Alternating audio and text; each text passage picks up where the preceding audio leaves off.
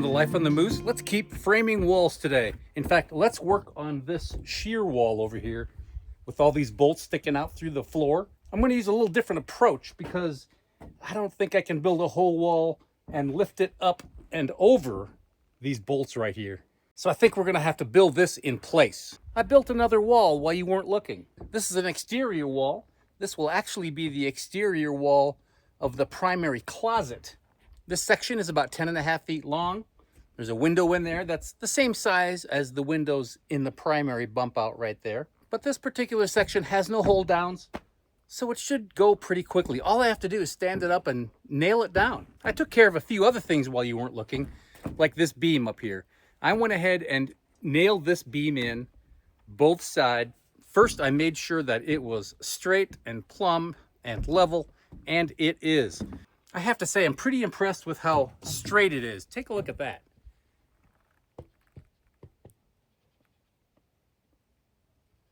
Can you see that?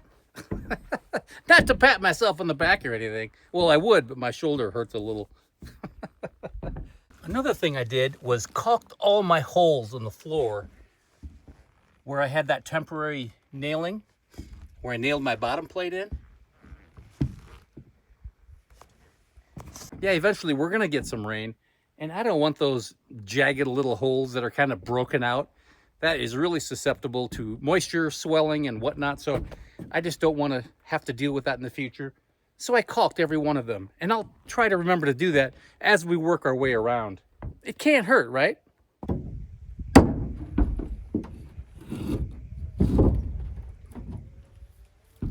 Okay, as you can see, I left the header out until I get it up there. Alrighty. Here it goes.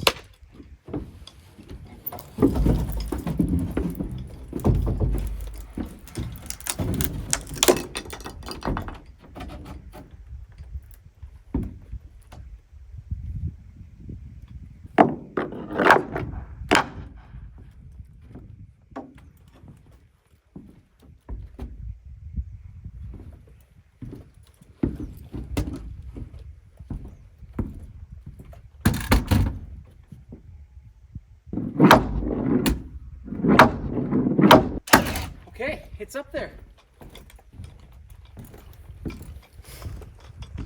Okay, before I attach this wall to this wall, I got to straighten up this bottom plate. It's on the line right there where I tacked it, but not over here. So let's get rid of these nails. Oh, I see this one decided to break out on the way up.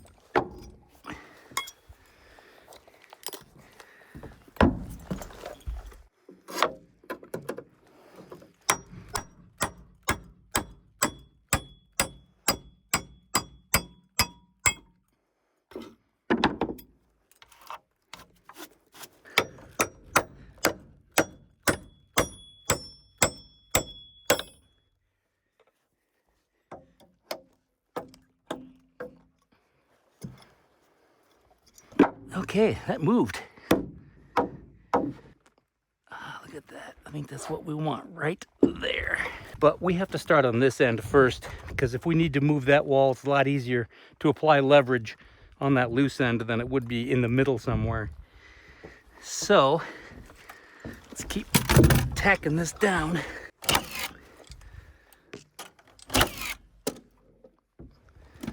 Good here. Actually,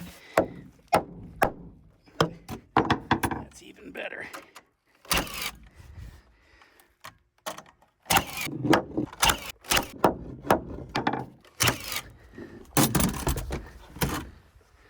Okay, this should be plumb because that corner was plumb. Oh, I'll take it.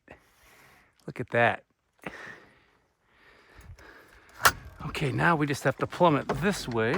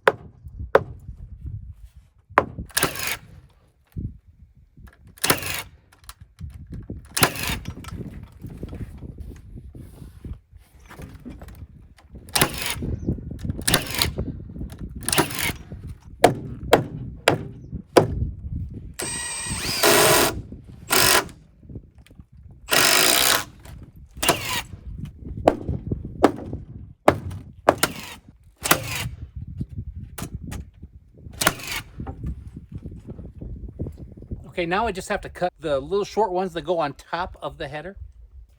So I have 3 of them.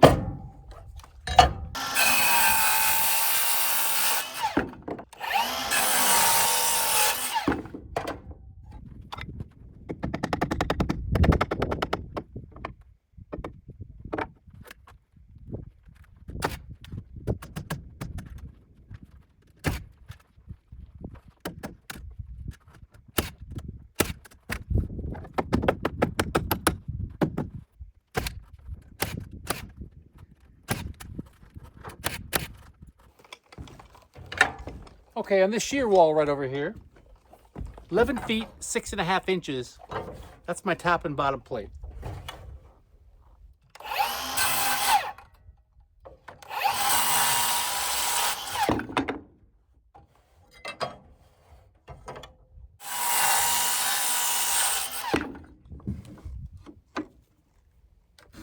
Before I lay out my studs on either of these plates, we're at the mercy of these bolts. So I'm going to lay these out first, drill my holes, and then we'll lay out our studs.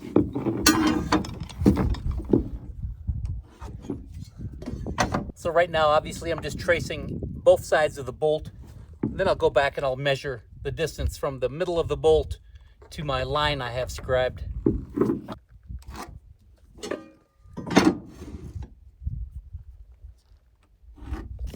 Got a little bit of eyeballing here, but I think we're gonna be close enough. 2.5. Boy, that looks good. 2 1/16. Heavy 2. Let's go 2 7/8.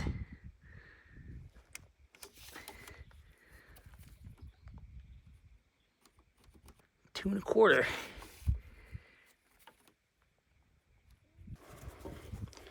Since I have to fit this board over those couplers, I'm gonna increase my hole diameter just a little bit. So I'm doing 1 1/8 inches. That should give me plenty of room.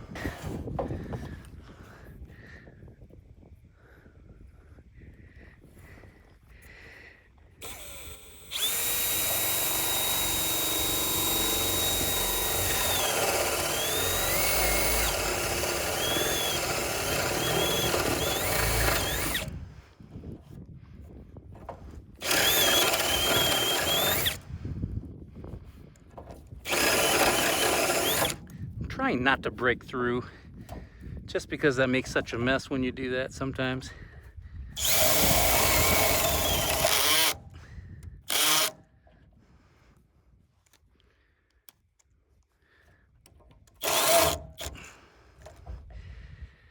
Come on.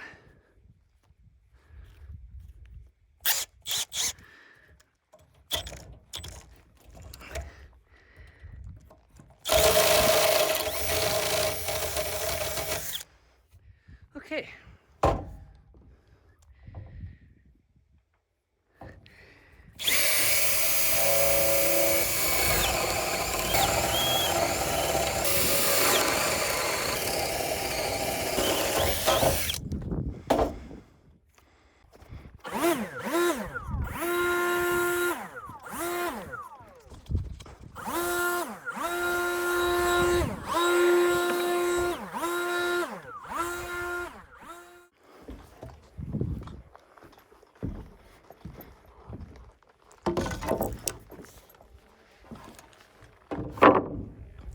Hey, I think it fits.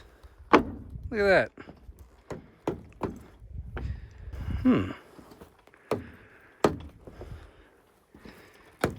Holy cow, how was it off so far over here? What the heck? Okay, I found out what was going on. This is the line that I'm concerned with, and that's the one I measured off of right here, not this one. I think I drew this one first and decided not to go with this one. And here's one reason why. Check this out. That is over 5.5 inches. That's why I could see so much of this gap over here. So I just need to pay attention to this line, not that one. Okay, I think we can pull layout from that side. Let's see. Looks like we're gonna line up just fine. This is gonna be an interesting one.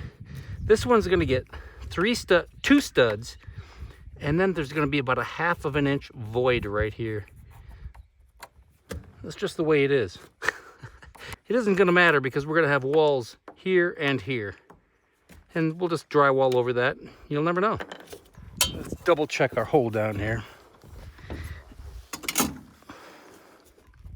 We need a double stud right here. That's required, and which is 3 inches.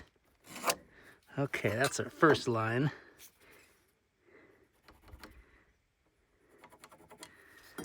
All right. Now we're good to go. Let's transfer those lines. Okay, there's 4 levels of shear wall in this house. Level 1 is most of the outside over there and back here and this wall right here. Level 4 is that big wall right there, big openings, don't want it to rack, gotta hold it down, heavy winds, that sort of thing. So that's the 4. This one is shear wall number 3. Now shear wall number 2, 3, and 4 state that where the sheathing ends, where it ends on a stud, has to be a double stud or a 3x. The engineer did say we could take a double stud, laminate them together and nail them, and we're good to go. So therefore our sheathing comes 8-foot lengths. So this is where this happens. We actually have to change this. This 8-footer then will fall exactly on a whole stud here, and then the next sheet will fall on this stud. So obviously this is a little different than typical layout. So 2 studs here, and then we got to do the same thing at the 4-foot mark because we have to alternate seams as we go up the wall. That makes sense, right? Okay, that's our double studs.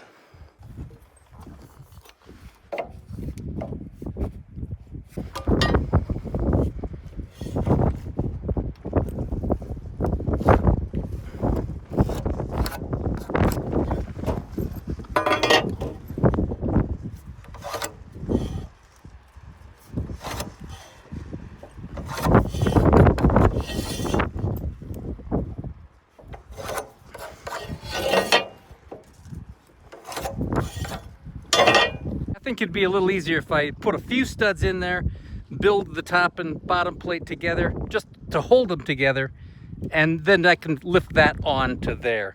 I'm pretty sure I can do that. Maybe I'll just put like 4 studs along the way just to get the framework. I think it's going to be a lot easier.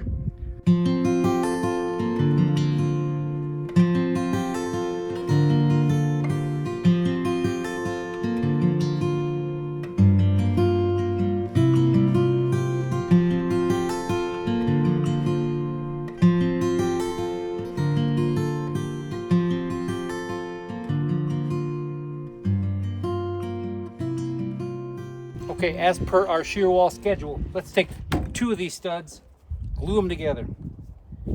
A little leftover subfloor adhesive. I'm sure it'll be just fine.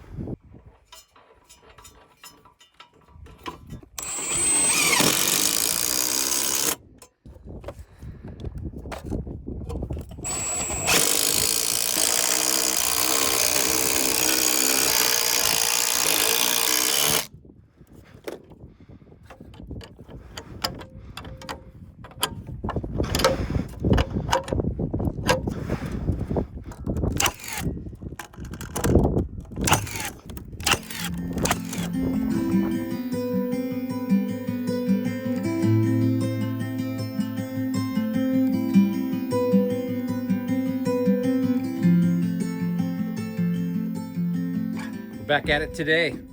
This shear wall is almost a shear wall. I bet you know why it isn't complete. Structural sheathing. Yes, we need one face of this sided with 7/16 or thicker sheathing that's APA rated. You can find like shop grade OSB or shop grade plywood. That's not going to cut it. It has to have the stamp APA rated. That's what needs to go on the other side of this wall right here, of that shear wall. And they're very specific about nailing patterns. I believe shear wall number 3, I believe, is every 3 inches on the perimeter. I'll have to double check. But that will complete the shear wall. I'm not going to put that up yet because I don't want to create a wind sail. Today I want to work on the wall that's going to go right over here. That is the wall that separates the hallway from the primary bathroom. And that ends right here with a 6x6 post.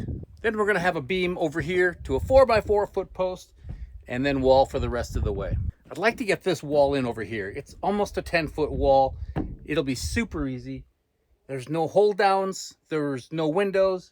The only thing I have to do is contend with this post right here. And if you remember, that is basically a continuation, a load-bearing continuation of the 6x6 post that is right under here. And it is, the top of that post is flush with this sheathing. I went down this morning into the crawl space, double checked to make sure exactly where that post is. So eventually we're gonna have to cut a little slit on each side of this post so we can strap it down with some coiled strapping. But before we do that, there's one last thing I want to do to this wall over here today, like right now. Guess what that is? That is a 2x4 that I'm going to use as a nailer right here in this corner. Yeah, this inside corner. I didn't put this hold down in the right spot. Probably should have been farther away, and I probably should have tripled or even quadrupled these studs just to leave me enough nailing room for drywall once I get this wall in. I only have about 3/4 of an inch of space right here though, so I had to take that 2x4 and rip it the long way, as you saw. Now I'm going to be able to set it in there and it'll be just fine. Then once that's in there, then I can work on this wall.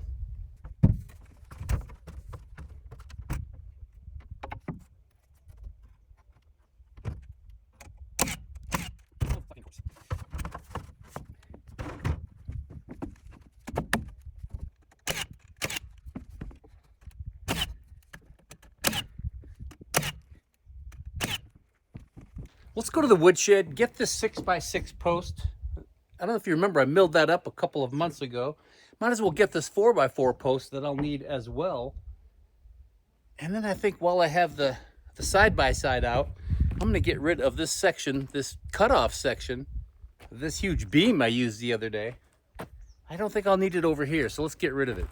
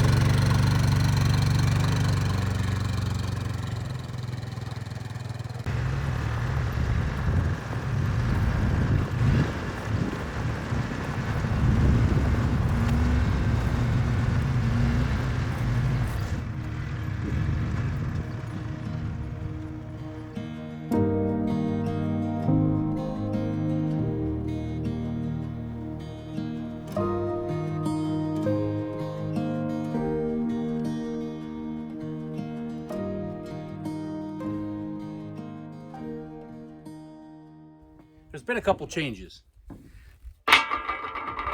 First of all, that rough sawn 4x4 that I cut isn't gonna work. It's just too warped and it has a huge split down the middle, so I'm not gonna use that. Since this 6x6 is rough sawn, it is not kiln dried. Never know what kind of natural occurring bugs, mildew, I don't know. I'm just gonna take some red mousse stain just to make me feel better. This is not cut to length yet, by the way. And the other change is we are not going to work on this wall I was just telling you about earlier. We're not going to do it.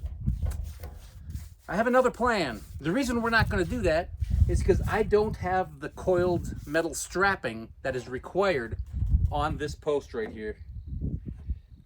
And that's really the next thing that we should do. So, order of operations prevents me from doing anything further with this wall. But I have another wall in mind. Or two. Okay, we're going to switch gears and build these two walls right here. I want to be sure to build a corner to tie them together, make them a lot stronger in this breeze. I have my supports ready to go. So I have no doors or windows in this wall right here, this section. But I do have a hole down on the corner of this wall right here. So I'm going to take this, I'm going to drill the hole and then go underneath, make sure it's all okay. I think it will be, but I'd rather be safe than sorry. So let's do that. Lay it flat, I'll drill the hole, and then we'll build a wall.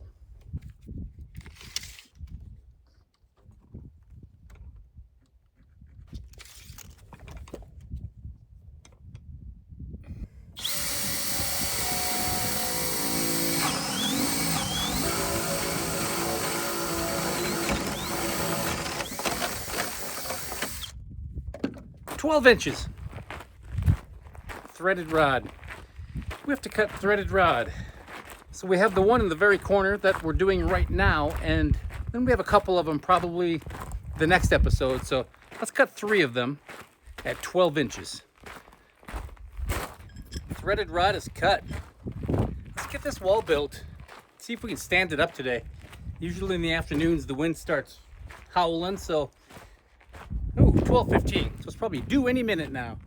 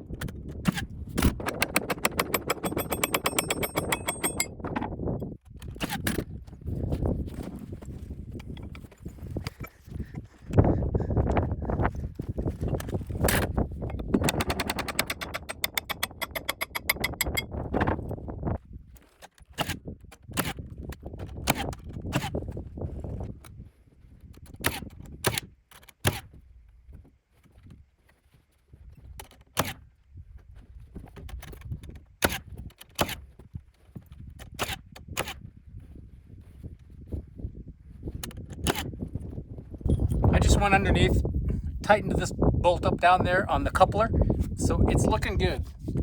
I just have to tighten this up, and this wall is finished.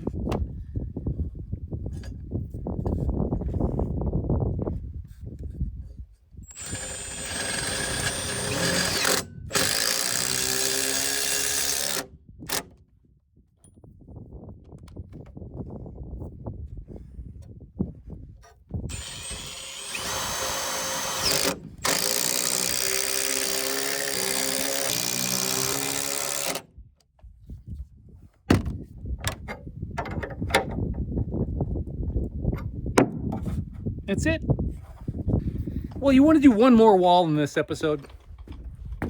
Okay, fine. You said it, just one. Look at it, it's right there. It's all cut, it's ready to be nailed. These are both 8-foot walls, by the way, if you haven't picked up on that. Actually, the 92 5/8 inch studs. So that's the size, same size as on the master bump out far wall. So yeah, both of those 8 feet tall. This wall over here will be 9 feet, just like that one right there. So right now, that 9-foot box I was telling you about a couple episodes ago is about halfway finished. Well, let's nail this together. I'm gonna wait on the header, just like I did this one right here, just to make it a little bit easier for me. Okay, let's nail.